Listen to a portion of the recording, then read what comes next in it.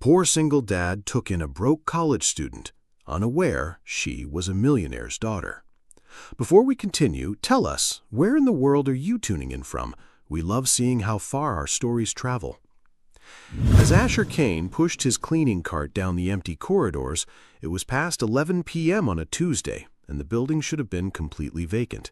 But there, in the corner of the reference section, someone was still there. A young woman with long blonde hair sat hunched over a pile of textbooks, her head resting on her arms. Even from a distance, Asher could see she was fast asleep, her face pale with exhaustion. Her clothes, a faded sweater with a small hole near the elbow, and well-worn jeans told a story he recognized all too well. Asher had seen her before during his evening shifts, always in the same corner, always alone, always studying with an intensity that spoke of desperation rather than simple academic dedication. He'd noticed she never went to the cafeteria, never joined other students for meals. Tonight, tear stains on her cheeks caught the harsh library lighting. "Miss," Asher said softly, his voice carrying more kindness than authority as he approached her table. "The library's closed."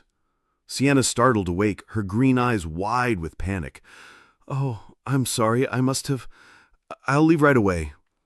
She began gathering her books with shaking hands, clearly disoriented and afraid. "Hey, slow down," Asher said, setting down his spray bottle and sitting across from her. Something about her reminded him of a cornered animal, desperate and ready to run. "Are you okay? You look like you haven't eaten in days." The question shattered whatever composure she'd been clinging to. Her shoulders began to shake and tears started flowing freely. "I'm fine," she whispered, but her voice betrayed everything. I don't have anywhere to go tonight. The shelter's full and I can't afford a hotel." Asher felt something twist in his chest. He'd been where she was, not homeless, but close enough to understand the hollow feeling of having nowhere to turn. Without asking any further questions, he said, "Come home with me," he said quietly, surprising himself with the words. "I don't have much, but I've got a couch and some soup in the pantry. No strings attached, just a warm place to sleep and a hot meal." Sienna looked at him with such raw gratitude that Asher had to look away. "I can't accept that. I don't even know you, and you don't know me. What if I'm dangerous?" Despite everything, Asher managed a small smile. "Well, you're about half my size, and you've been living in the library for weeks reading economics textbooks. I think I can take my chances." 20 minutes later, they were walking through the dimly lit streets of Cedar Falls toward Asher's apartment building. The silence between them wasn't uncomfortable. It was the quiet of two people who understood struggle without needing to explain it. "I'm Sienna," she said finally, as they climbed the stairs to his second-floor apartment. "Asher," he replied, fumbling with his keys. "And fair warning, I have a 5-year-old daughter. She's asleep, but she's curious about everything. Don't be surprised if she has 100 questions for you in the morning." Sienna's first smile of the night was small, but genuine. The apartment was tiny, just a one-bedroom place that spoke of careful budgeting and creative space management. Asher's janitor uniform hung on the back of a kitchen chair, still damp from his shift. Children's drawings covered the refrigerator, bright splashes of color in the modest space. "Bluey's room," Asher said, nodding toward the bedroom door. "I sleep out here." He gestured to the pull-out couch that had seen better years. "You can have the couch tonight. I'll take the floor."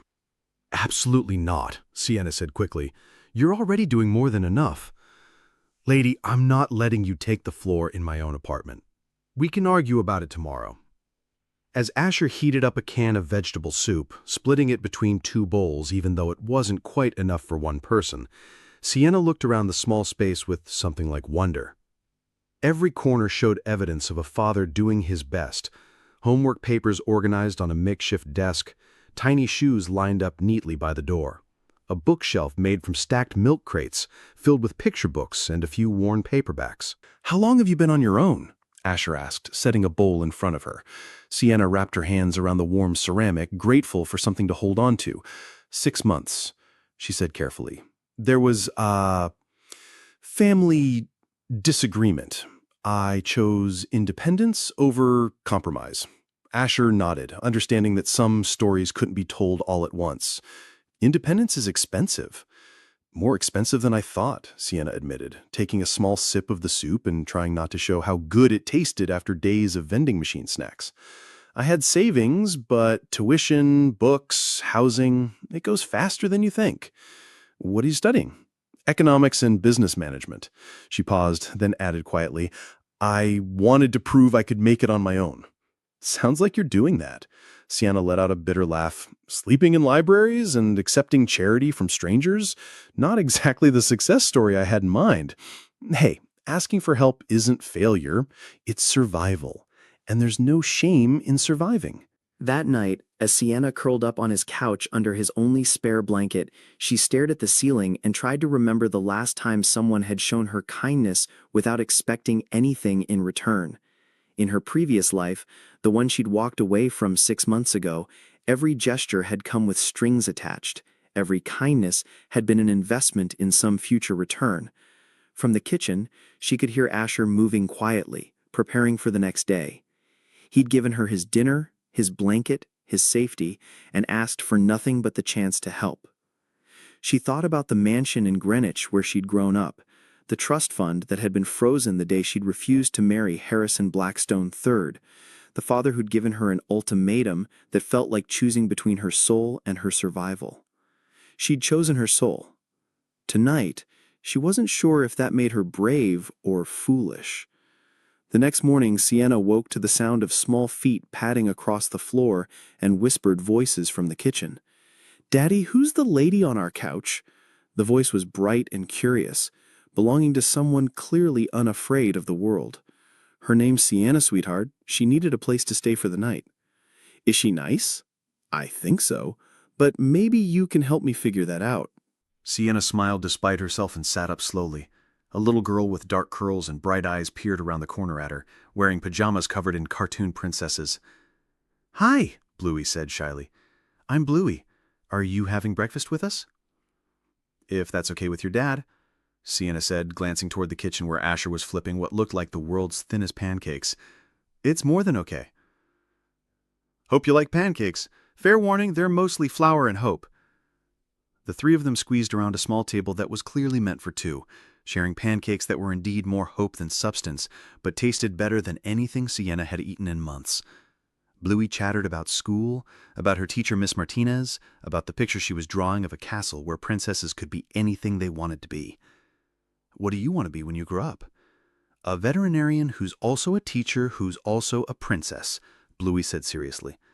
"Daddy says I can be anything I want if I work hard enough." Sienna glanced at Asher, who was watching his daughter with such pure love that it made her chest ache. When was the last time someone had looked at her that way? When was the last time she'd felt like someone's whole world? After breakfast, as Asher got ready for work and Bluey prepared for school, Sienna started to gather her things. "Where are you going?" Bluey asked, looking concerned. "Back to the library, I think. I have studying to do." "But you don't have anywhere to sleep," Bluey said, with the devastating honesty of a 5-year-old. "Daddy, she doesn't have anywhere to sleep." Asher paused in tying his work boots. "You could stay another night, if you want, until you figure something out." Sienna felt tears threatening again. "I can't keep imposing on you." "You're not imposing," Asher said quietly. "You're just here, and that's okay." One night became 3, then a week, then longer. Sienna found a job in the college's financial aid office, minimum wage, but it was something. She insisted on contributing what she could to groceries, to utilities, to the small expenses that kept their makeshift family afloat. What amazed her most was how easily she fit into their rhythm. She walked Bluey to school when Asher had early shifts, helped with homework in the evenings, read bedtime stories with different voices for each character. She brought organization to Asher's chaotic schedule, helped him study for the night classes he was taking to become a building supervisor. More than that, she brought something neither Asher nor Bluey had realized they were missing: the feeling of being a complete family. "Miss Sienna," Bluey said one evening as Sienna helped her with a coloring project, "are you going to stay forever?" The question caught Sienna off guard. She glanced toward the kitchen where Asher was washing dishes, his back to them. "I don't know, sweetheart. Would you like me to?" "Yes," Bluey said without hesitation. "You make Daddy smile more, and you make really good grilled cheese sandwiches." That night, after Bluey was asleep, Asher and Sienna sat on the couch together, sharing a cup of tea that had to stretch between them. "She asked me if I was staying forever," Sienna said quietly. Asher was quiet for a moment. "What did you tell her?" "That I didn't know." Sienna turned to face him, studying his profile in the dim light. "What would you tell her?" "I'd tell her that I hope you do. But only if it's what you want too." Sienna felt her breath catch. In 6 months of struggling, of proving her independence, of fighting to build a life on her own terms, she hadn't expected to find this. A man who valued her presence not for what she could give him, but simply for who she was. "I've never felt more at home anywhere," she said honestly. Asher reached for her hand, threading their fingers together. "Then stay." The first time he kissed her was on a snowy evening in February. They'd been walking home from the library together. Sienna had been studying while Asher worked his shift, with Bluey skipping between them, all three sharing Asher's worn winter coat because neither Sienna's nor Bluey's was adequate for the brutal Ohio winter. Bluey had run ahead to catch snowflakes on her tongue when Sienna started laughing at something Asher had said about his supervisor's new haircut. Asher stopped walking and turned to face her, his expression suddenly serious. "What?" she asked, still smiling. "I love you," Asher said simply, as if he were commenting on the weather. "And Bluey loves you too. We both do." Sienna's smile faded, replaced by something deeper and more vulnerable. "Asher, You don't have to say anything back," he interrupted gently. "I just wanted you to know. You've made our lives better in every way, and I want you to understand how grateful I am that you trust us enough to share your life with us." Instead of answering with words, Sienna rose on her tiptoes and kissed him, soft and sweet and full of promise. Bluey came running back at that moment, giggling and throwing her arms around both their legs. In that perfect instant, standing in the falling snow outside their modest apartment building, they felt like a real family, richer than any amount of money could make them. But their happiness was being watched. If you've ever wondered what real love looks like, you're about to find out. But sometimes, the past doesn't stay buried, and what was coming would test everything they'd built together. For 3 months, they lived in blissful ignorance of the storm gathering around them. Sienna had found her rhythm in the financial aid office, helping other struggling students navigate the complex world of loans and scholarships. Her intelligence shone through everything she touched. She could spot patterns in data that others missed, could explain complicated financial concepts in ways that made sense to desperate 18-year-olds facing their first real adult decisions.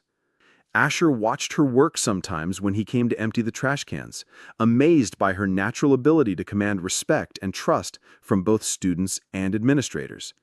There was something about the way she carried herself, a quiet dignity that spoke of inner strength that made him wonder sometimes about the life she'd left behind. But he never pressed for details. Everyone had secrets, had pain they weren't ready to share. What mattered was who she was with him, with Bluey, in the small apartment that had become their sanctuary. Their evenings fell into a comfortable rhythm. Dinner around their small table, Bluey chattering about school, while Asher and Sienna shared glances over her head, the kind of looks that passed between people who were falling deeper in love every day. After Bluey went to bed, they would sit together on the couch, Sienna helping Asher with his night school coursework, or simply talking about their days, their dreams, their hopes for the future. Money was always tight, but somehow they made it work. Sienna's paycheck covered her share of groceries and utilities. Asher's wages paid the rent and Bluey's needs.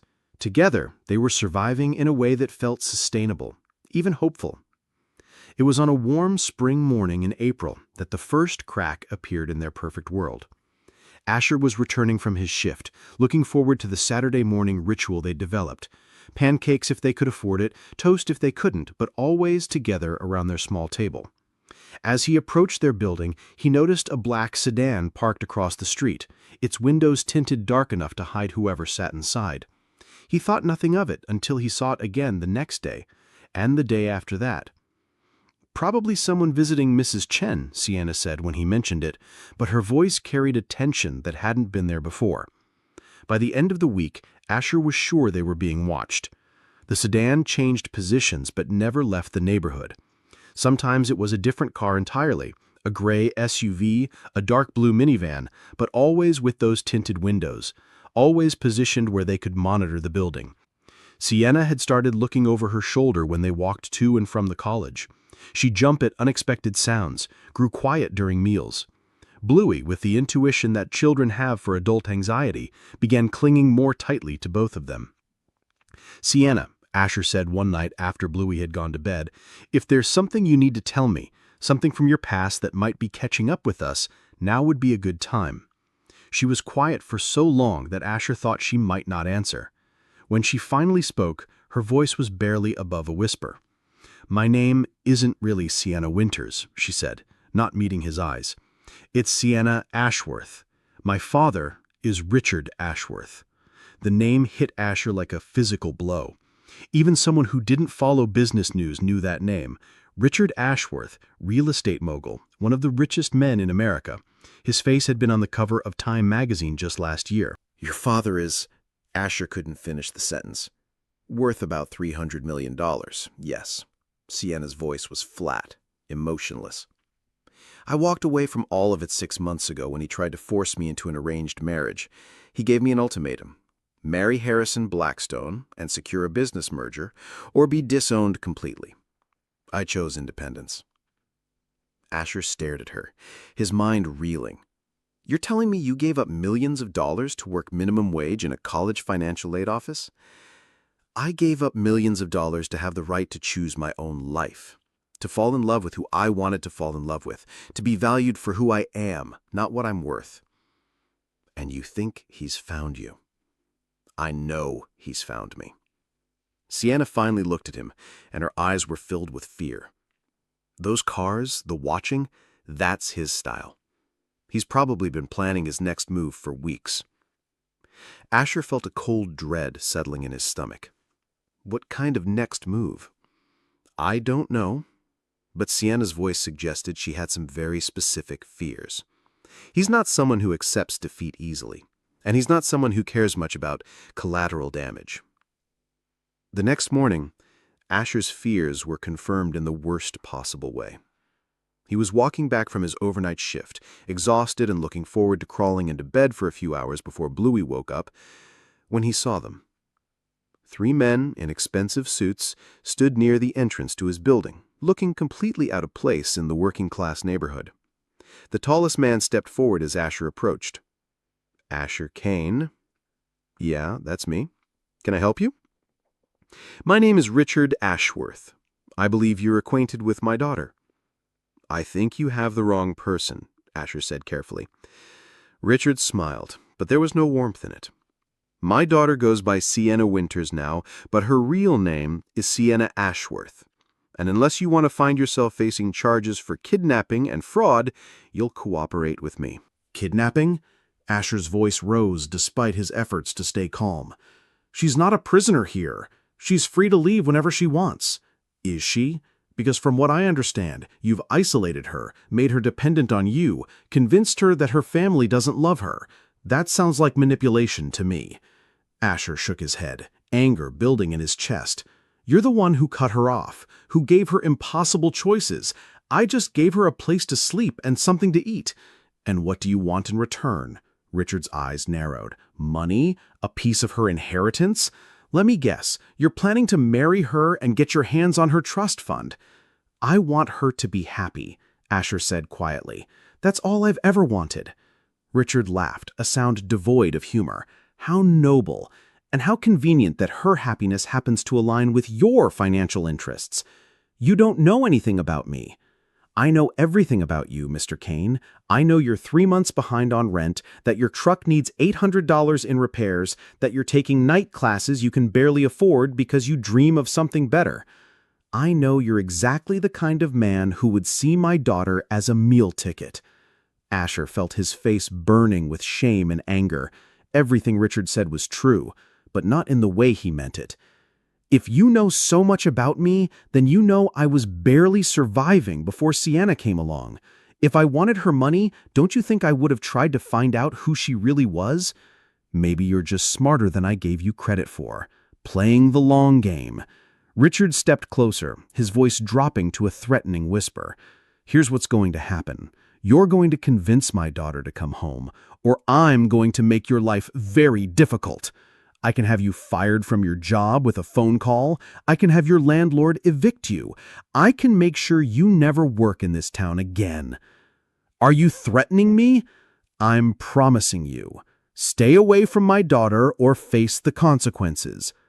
That evening, Asher sat at their small kitchen table, staring at his hands and trying to figure out how to tell Sienna that her worst fears had come true. When she walked in from her shift at the financial aid office, her face bright with some small victory she wanted to share, Asher felt his heart break all over again. "You look terrible," she said immediately, dropping her bag and coming to his side. "What happened?" Asher took her hands in his, noting how soft they still were despite months of hard work, how graceful despite everything she'd been through. "Your father came to see me today." The color drained from Sienna's face. "What did he want?" "You. He wants you to come home." Asher told her about the encounter, watching her face cycle through fear, anger, and finally determination. "I'm not going back," she said firmly. "I don't care what he threatens or what he promises. This is my life now, and I choose to spend it with you. Sienna, he could destroy me. He could destroy us." She cupped his face in her hands, her green eyes blazing with fierce love. "Then we'll face it together. I didn't give up everything just to run back the moment he shows up with threats." But Richard Ashworth was just getting started. Over the following weeks, the pressure mounted systematically. Asher was called into his supervisor's office for increasingly petty violations. His cleaning wasn't thorough enough. He was taking too long on his rounds. There had been complaints about his attitude. The night school program he was enrolled in suddenly couldn't find his paperwork, putting his dreams of advancement in jeopardy. Their landlord, Mr. Peterson, who had always been understanding about late rent payments, suddenly decided he needed to renovate their building and gave them 30 days' notice to find a new place. In a town like Cedar Falls, with their credit history and limited income, finding affordable housing was nearly impossible. Through it all, Asher and Sienna held on to each other and their love for Bluey. They found a cheaper apartment across town, smaller, shabbier, in a neighborhood that made Asher nervous about walking alone after dark. He picked up weekend work cleaning office buildings, coming home exhausted but determined to maintain their independence. Sienna tutored struggling students for extra money, her sessions taking place in the library where she'd once slept homeless and desperate. The irony wasn't lost on either of them, but they were too tired and stressed to appreciate it. They were surviving, but barely. The joy that had characterized their early months together was being slowly ground down by the relentless pressure of Richard Ashworth's campaign to reclaim his daughter. It was a Tuesday afternoon, and Sienna was helping a first-generation college student understand his financial aid package when the office door opened and her father walked in. The student took one look at Richard's expensive suit and commanding presence and quickly gathered his papers, mumbling something about coming back later. "Hello, Natasha," Richard said, using her childhood nickname like a weapon. "It's Sienna now, and you need to leave. This is my workplace." "Is it? How long do you think you'll have this job once I make a phone call to the college president?" "Donald Martinez and I play golf together every Thursday. One word from me about the kind of trouble you've been causing, and you'll be unemployed by Friday." "What do you want, Dad?" "I want my daughter back. I want you to stop this ridiculous charade and come home where you belong." "This isn't a charade," Sienna said, her voice rising despite her efforts to stay calm. "This is my life. I'm happy here. Happy. Look around the cramped office with its flickering fluorescent lights and peeling linoleum. You're working for minimum wage, living in poverty, dating a man who can barely feed his own child. This is what you call happiness? Yes, she said without hesitation. Because it's mine. Every choice, every struggle, every small victory, it's all mine. I earned it. You earned the right to eat soup from a can and worry about rent money? I earned the right to fall in love with someone who values me for who I am, not what I'm worth. I earned the right to be part of a family that chose me, not one that sees me as a business asset. Richard's expression softened slightly. I love you, Natasha. Everything I've done, every decision I've made has been to protect you and provide for you. Then let me go, Sienna whispered. If you love me, let me choose my own life. I can't do that, Richard said sadly. Not when you're choosing to throw your life away on people who can't give you what you deserve. They give me what I need: love, respect, acceptance. When's the last time you asked what I wanted instead of telling me what I should want? Richard stood up, his brief moment of vulnerability replaced by cold determination. You have 1 week to end this relationship and come home. If you don't, I'll destroy everything you think you care about here. He left without another word, but his presence lingered like smoke. Within hours, Sienna received a call from her supervisor. There had been budget cuts, and her position was being eliminated effective immediately.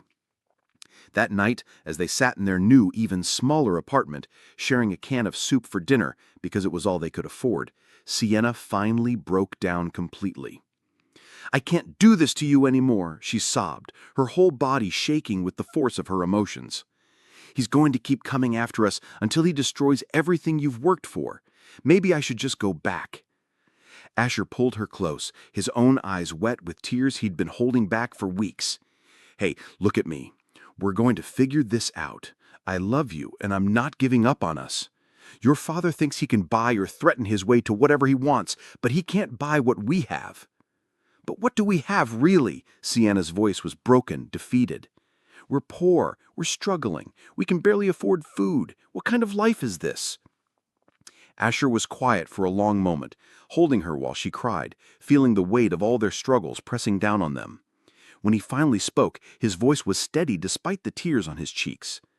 It's our life, he said simply, and I'd rather be poor with you than rich without you.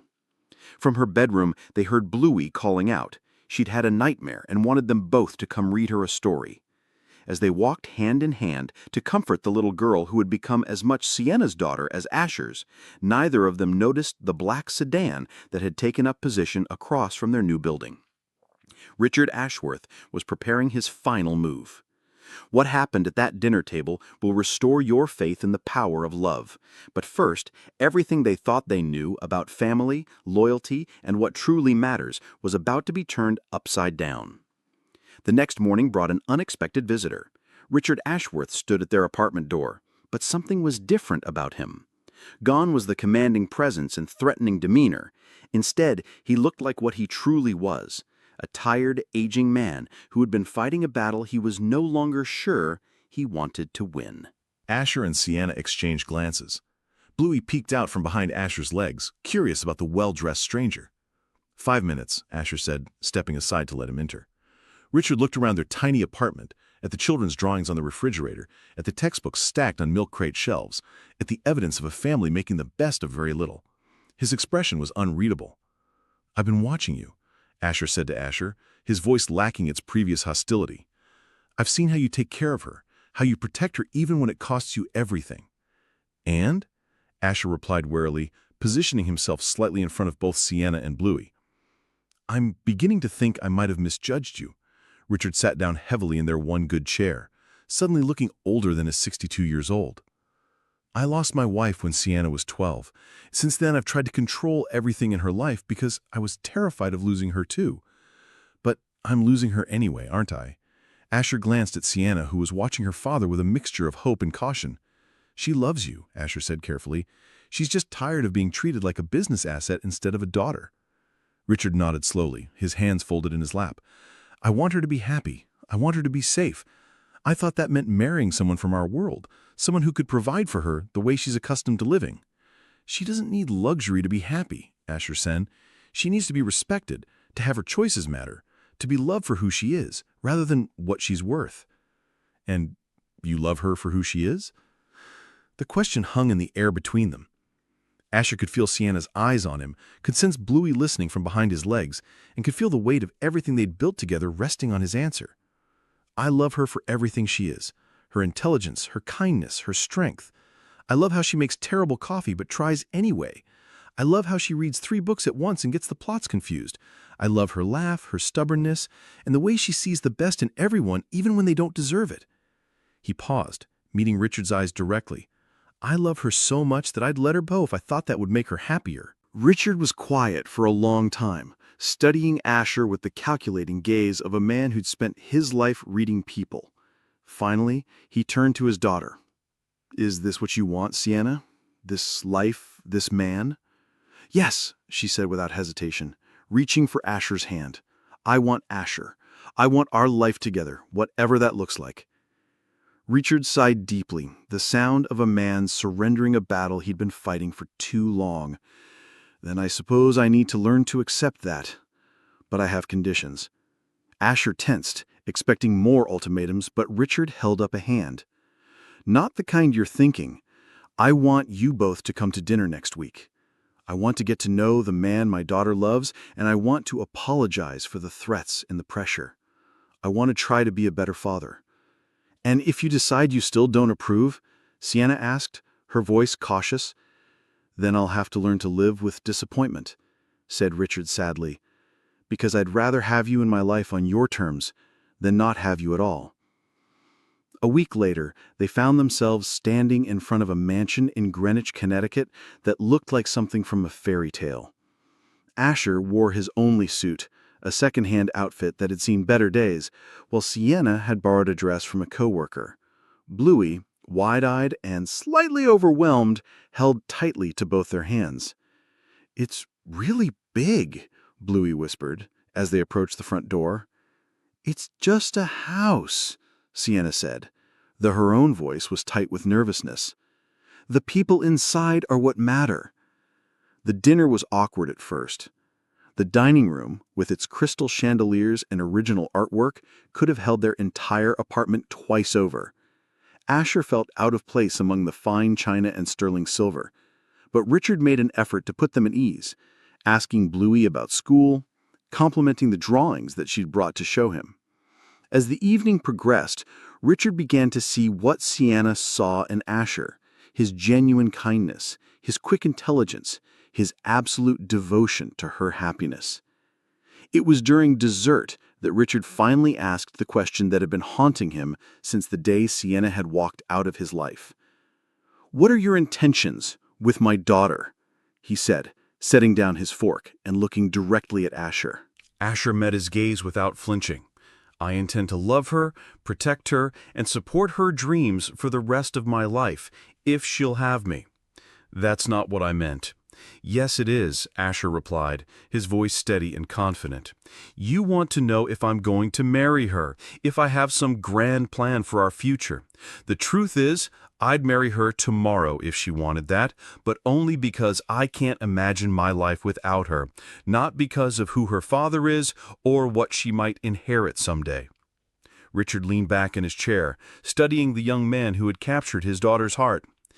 And if she inherits nothing, if I decide to leave everything to charity? Asher shrugged, a small smile playing at the corners of his mouth. Then we'll keep working, keep building our life together one day at a time. We've been poor together and we've been happy. I think we can handle whatever comes next. Bluey, who had been quietly coloring on a piece of paper Richard had given her, suddenly looked up. Mr. Richard, are you Sienna's daddy? Yes, sweetheart, I am. Then why did you make her sad? Daddies aren't supposed to make their little girls cry. The question hit Richard like a physical blow.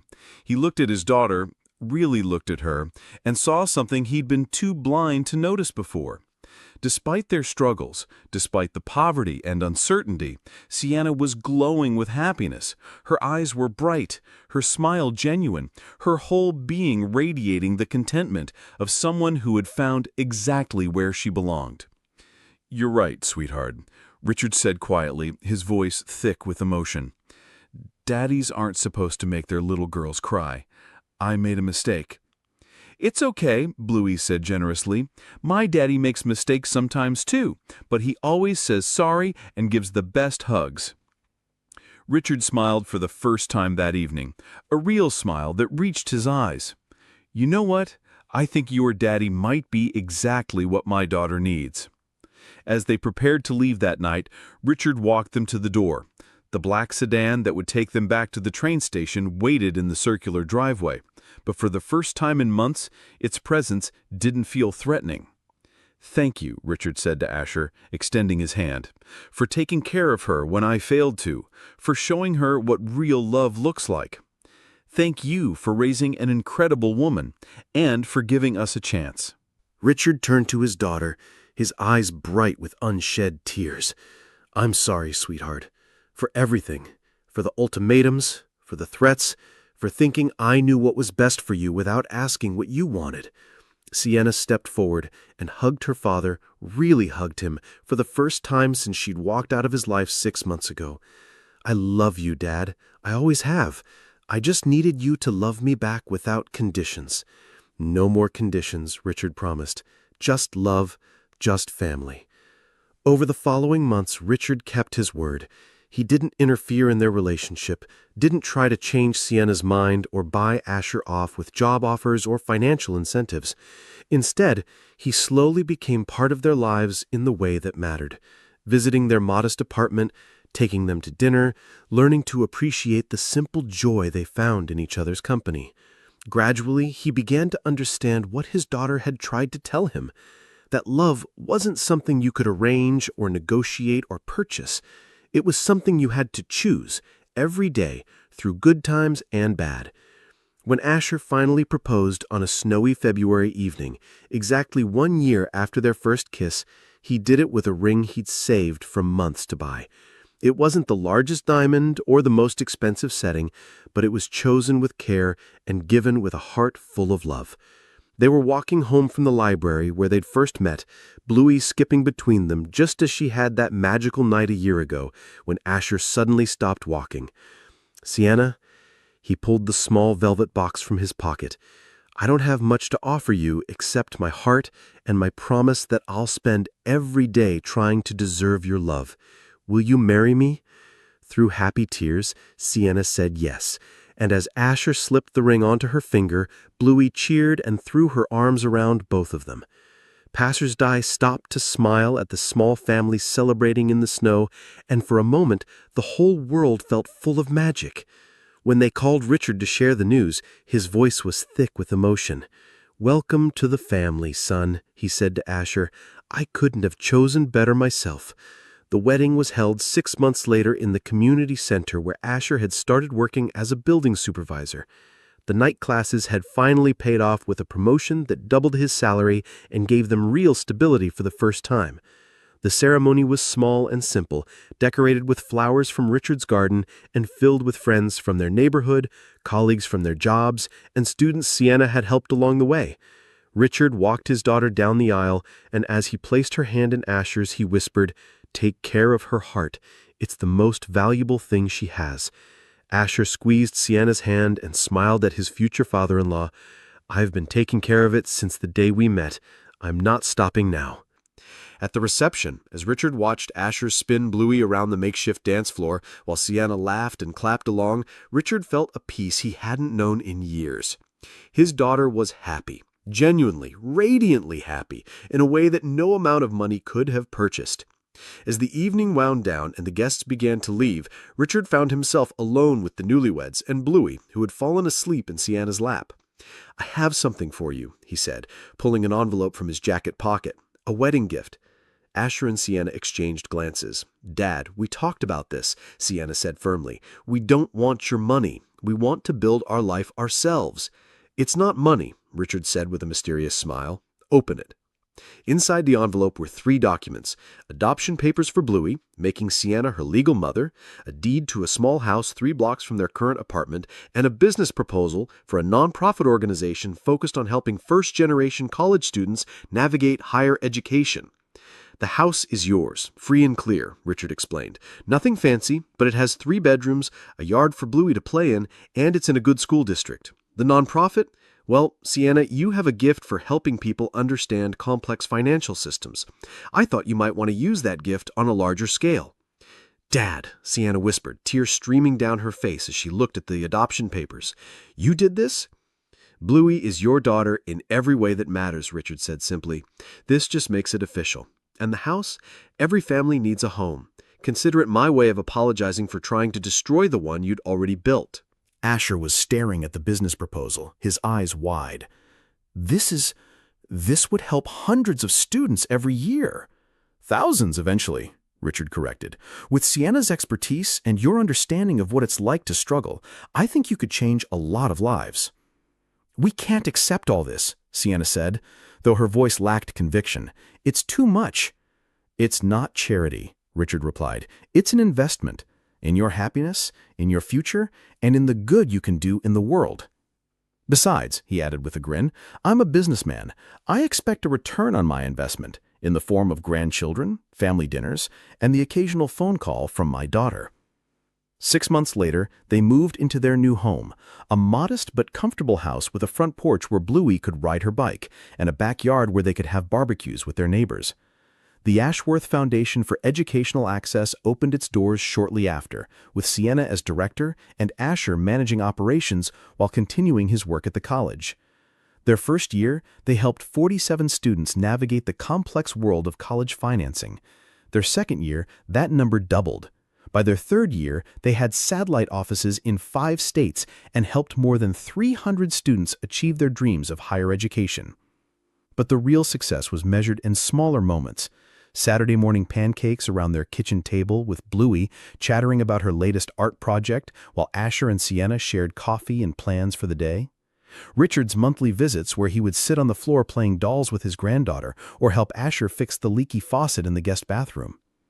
Family dinners where they would talk about work, school, dreams, and the future they were building together. Quiet evenings on their front porch, watching Bluey play with the neighborhood children, while Asher and Sienna planned their next initiative to help struggling students. On their second wedding anniversary, as they sat on that same front porch after putting Bluey to bed, Sienna curled up against Asher's side. "Do you ever regret it, taking in that broke college student who turned your whole life upside down?" Asher laughed, pressing a kiss to the top of her head. "Every single day," he said, and when she looked up at him in mock outrage, he grinned. "I regret not finding you sooner." "That's terrible," Sienna said, but she was smiling. "You're terrible." "And you're stuck with me," Asher replied, pulling her closer. "Mrs. Kane." If this story touched your heart, share it with someone who needs to remember what really matters. Love isn't about what someone can give you. It's about who they choose to be with you, in good times and bad, through poverty and prosperity, through every challenge life brings. And don't forget to subscribe for more stories that will restore your faith in love, hope, and the power of choosing kindness over comfort. Because sometimes the most beautiful families are the ones we choose to build, one act of love at a time.